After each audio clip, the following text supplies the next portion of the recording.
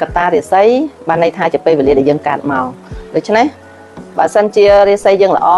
ហើយកតាមនុស្សយើងល្អទៀតគឺក៏ធ្វើឲ្យជីវិតរបស់យើងជួបរឿងល្អនិងជោគជ័យនៅក្នុងជីវិតបានច្រើនហើយបើសិនជារិស័យយើងធ្លាក់ឧទាហរណ៍ថាឆ្នាំហ្នឹងវាចោលយើងអត់ល្អឬក៏ឆ្នាំឆុងដូចជាឆ្នាំ2024នេះ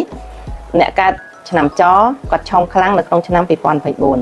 អញ្ចឹងនៅពេលដែលឆុងអញ្ចឹងយើងអត់មានបដ ாய் ខ្លួនឲ្យទៅតាមវាសនាប្តេជ្ញាផ្ដួលអត់ធ្វើអីទេគឺយើងយកកតាមនុស្សមកជួយហើយនឹងកតាហុងស៊ុយកតាហុងស៊ុយគឺយើងរៀបចំទីតាំងកន្លែងយើងធ្វើការកន្លែងយើងរស់នៅឲ្យបានស្អាតឲ្យបានល្អអង្គុយធ្វើការនៅចំទិសដែលល្អរបស់យើងហើយយើងខំប្រឹងធ្វើការគឺយើងក៏អាចជំនះនៅធម្មពលឆុងបានយ៉ាងច្រើនដូច្នេះនៅពេលដែលបងប្អូនលើសូថាឆុងឆ្នាំឬក៏ឆុងខែយើងកុំបារម្ភយើងប្រើកតាមនុស្សមកធ្វើដើម្បីប្រឆាំងនឹងភាពឆុងរបស់យើង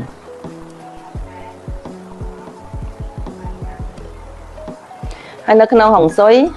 បែងចែកចេញជាពីរមានយ៉ាងហ្វុងស៊ុយនិងយិនហ្វុងស៊ុយចាយ៉ាងហ្វុងស៊ុយគឺភ្លឺហើយបើប្រៀបនឹងមនុស្សថាមនុស្សប្រុស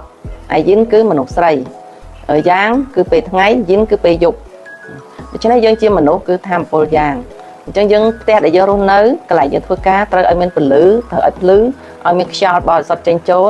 ទើបជួយដល់រិស័យរបស់យើងឲ្យបានល្អជាពិសេសនៅក្នុងផ្ទះរបស់យើងគួរតែមាន